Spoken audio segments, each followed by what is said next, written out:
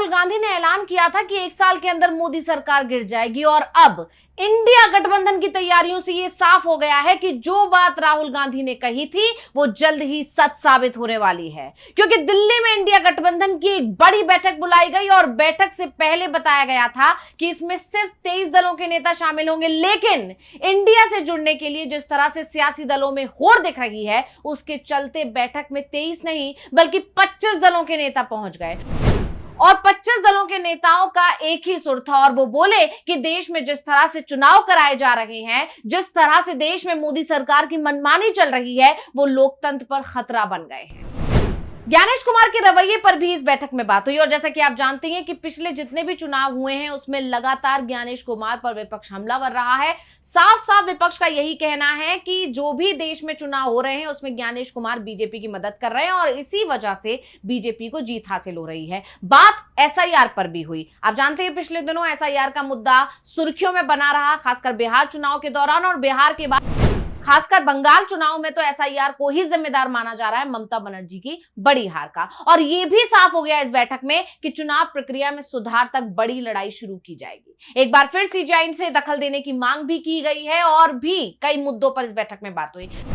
तो इन सभी पर हम अपनी इस स्पेशल रिपोर्ट में करने जा रहे हैं बात और ये भी बताएंगे कि आखिर राहुल गांधी का दावा किस तरह से सच साबित होने जा रहा है, क्योंकि पिछले दिनों राहुल गांधी ने जब ये दावा किया था कि अगले 1 साल में मोदी सरकार या तो गिर जाएगी या फिर देश में इमरजेंसी लग सकती है, तो ये दावा बहुत हैरान करने वाला था। और उसके बाद से लगातार चर्चाएं चल पड़ी हैं कि आखिर राहुल गांधी ने इतना बड़ा दावा किस आधार पर कर दिया। तो राहुल गांधी के दावे के पीछे क्या सच्चाई है, इस पर हम पहले भी बात कर चुके हैं, लेकिन राहुल गांधी ने जो दावा किया है वो सच कैसे साबित होने वाला है, इस पर आज हम अपनी स्पेशल रिपोर्ट में करने जा रहे हैं चर्चा। नमस्कार, मैं हूं अंशिता।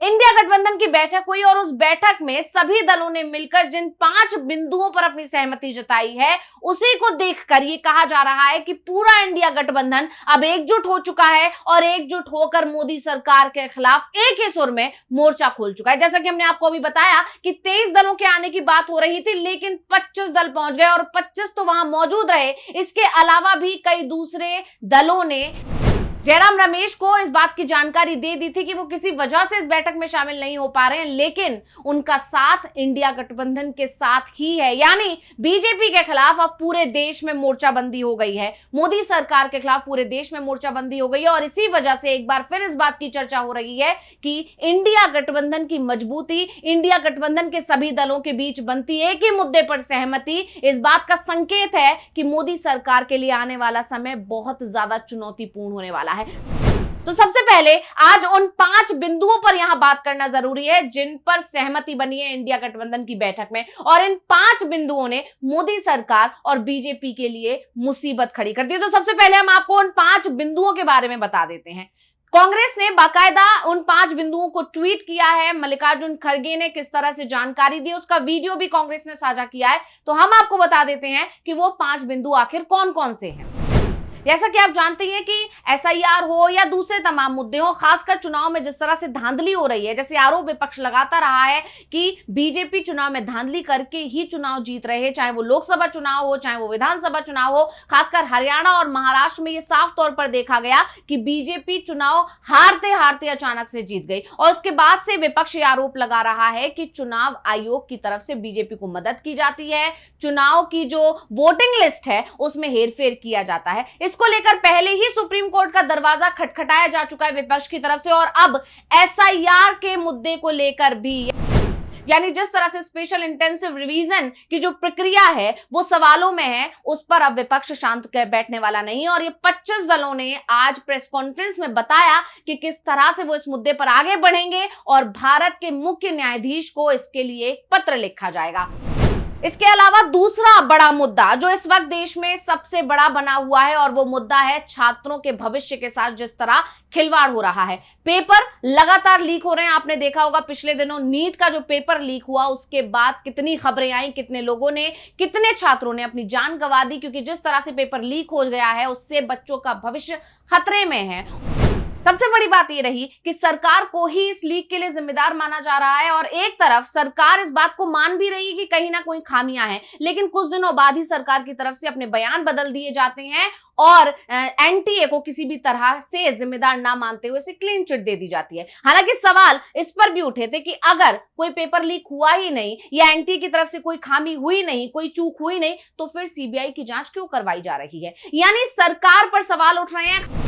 खासकर धर्मेंद्र प्रधान के इस्तीफे की लगातार मांग हो रही है और उस पर सरकार किसी तरह की सुनवाई नहीं करी और इस मुद्दे को भी गंभीर मुद्दा मानते हुए इंडिया गठबंधन ने अपनी बैठक में उठाया और इस पर सभी दलों ने सहमति जताई कि लाखों छात्रों को प्रभावित करने वाले अनेक गंभीर मुद्दों के हालात को देखते हुए सर्वसम्मति से यह निर्णय लिया गया कि शिक्षा मंत्री को तत्काल इस्तीफा देना चाहिए। और ऐसा इसलिए, जैसा कि हमने आपको बताया, उनके कार्यकाल में ही नीट और सीबीएसई परीक्षा में लाखों युवाओं के साथ विश्वासघात हुआ है, क्योंकि पेपर लीक होने के मामले लगातार बढ़ते जा रहे हैं। नतीजा है कि आज लाखों युवा सड़कों पर खड़े हैं। इसके अलावा आर्थिक स्थिति, बढ़ती बेरोजगारी, महंगाई, अत्याचार और किसानों के मुद्दों को भी विपक्ष इसी तरह उठाता रहेगा। जैसा कि आप जानते ही हैं कि महंगाई लगातार बढ़ रही है। जिस तरह से पिछले दिनों राहुल गांधी ने भविष्यवाणी की थी कि जैसे ही चुनाव के नतीजे आएंगे, बीजेपी की तरफ से पेट्रोल डीजल के दाम बढ़ा दिए जाएंगे। भले ही अभी वो इस पर चुप्पी साधे हुए, क्योंकि देश में चुनाव चल रहा है और चुनाव के दौरान बीजेपी ऐसा नहीं करेगी, क्योंकि वो जानती है कि इससे उसे नुकसान हो जाएगा। और जैसा कि राहुल गांधी ने भविष्यवाणी की थी, ठीक वैसा हुआ। नतीजे आने के तुरंत बाद पेट्रोल, डीजल या सीएनजी के जो दाम है उसमें लगातार बढ़ोतरी हो रही है। इसके अलावा दूध के दाम बढ़ गए। इसके अलावा पीएम मोदी आकर ये अपील कर रहे हैं जनता से कि आप सोना ना खरीदें, विदेश यात्रा पर ना जाएं और वर्क फ्रॉम होम करें, जिससे आपको पेट्रोल डीजल का इस्तेमाल कम करना पड़े। यानी साफ साफ दिख रहा है कि सरकार इस मोर्चे पर फेल हो गई है, लेकिन सरकार मानने को राजी नहीं है। लेकिन विपक्ष ने भी ठान लिया है कि वो इस मुद्दे पर सरकार का पीछा छोड़ने वाली नहीं है और इसीलिए केंद्र सरकार को जन सरोकार से जुड़े मुद्दों पर एक सर्वदलीय बैठक बुलानी चाहिए, ऐसी मांग विपक्ष की तरफ से रखी गई है। और विपक्ष ने साफ कहा है कि इस सर्वदलीय बैठक में वो सारे मुद्दों को सरकार के सामने रखेंगे। इसके अलावा इंडिया गठबंधन की इस बैठक में एक बहुत बड़ा और अहम फैसला लिया गया, जो ये बताता है कि इंडिया गठबंधन पहले से ज्यादा सक्रिय रहेगा, पहले से ज्यादा मजबूती से सरकार का सामना करेगा और सरकार के खिलाफ घेराबंदी करेगा। क्योंकि इस बैठक में ये बड़ा फैसला लिया गया कि अब हर 2 महीने में इंडिया गठबंधन के सभी दल मिलकर एक बैठक किया करेंगे। और इसी के साथ ये ऐलान भी किया गया कि अब अगली बैठक अगस्त में होने जा रही है, जो कि हैदराबाद में होगी। आप जानते ही हैं कि ये जो बैठक हुई है इंडिया गठबंधन की, ये पूरे 2.5 साल बाद हुई है, जिसको लेकर बीजेपी नैरेटिव सेट करने की कोशिश कर रही थी पिछले लंबे समय से कि इंडिया गठबंधन टूट चुका है, इंडिया गठबंधन में फूट पड़ गई है, सभी दल एकजुट नहीं है, वगैरह वगैरह। लेकिन जिस तरह से इंडिया गठबंधन की जो बैठक हुई और उस बैठक में जिस तरह से और देखने को मिली दलों की शामिल होने की, उससे यह साफ हो गया कि बीजेपी जो नैरेटिव सेट कर रही थी वो पूरी तरह जो दावे थे हवाई थे, उसमें कोई सच्चाई नहीं थी। यानी इंडिया गठबंधन ने एक ही मंच पर आकर यह बता दिया कि इंडिया गठबंधन एकजुट है और किसी भी तरह की फूट इस गठबंधन के अंदर नहीं है। इसके अलावा यह भी एक बात की गई है कि मानसून सत्र के दौरान संसदीय समन्वय जारी रहेगा और हर सुबह नेता प्रतिपक्ष के कार्यालय में समन्वय बैठक आयोजित की जाएगी। यानी ये 5 बड़े फैसले जो है विपक्ष की तरफ से लिए गए इंडिया गठबंधन की बैठक में, और ये बताते हैं कि आने वाला जो मानसून सत्र है वो बीजेपी सरकार के लिए, एनडीए सरकार के लिए बहुत आसान नहीं रहने वाला है। विपक्ष की आवाज दबाना इस बार मोदी सरकार के लिए बहुत मुश्किल होने वाला है। और ये जो मुद्दे हैं, जिनमें से सबसे बड़ा मुद्दा है एसआईआर का मुद्दा, क्योंकि आप जानते ही हैं पिछले जितने भी चुनाव हुए, चाहे वो बिहार का चुनाव हो, महाराष्ट्र का चुनाव हो, हरियाणा का चुनाव हो, दिल्ली का विधानसभा चुनाव हो, सभी चुनावों में बीजेपी पर ये आरोप लगे हैं कि चुनाव आयोग की मदद से ही वो चुनाव जीत रही है। और ज्ञानेश कुमार पूरे चुनावों के दौरान सवालों में रहे। खासकर बंगाल चुनाव की बात की जाए तो आरोप ये भी लगे कि बंगाल में जो चुनाव हो रहा है वो चुनाव आयोग और टीएमसी के बीच हो रहा है, ना कि बीजेपी और टीएमसी के बीच।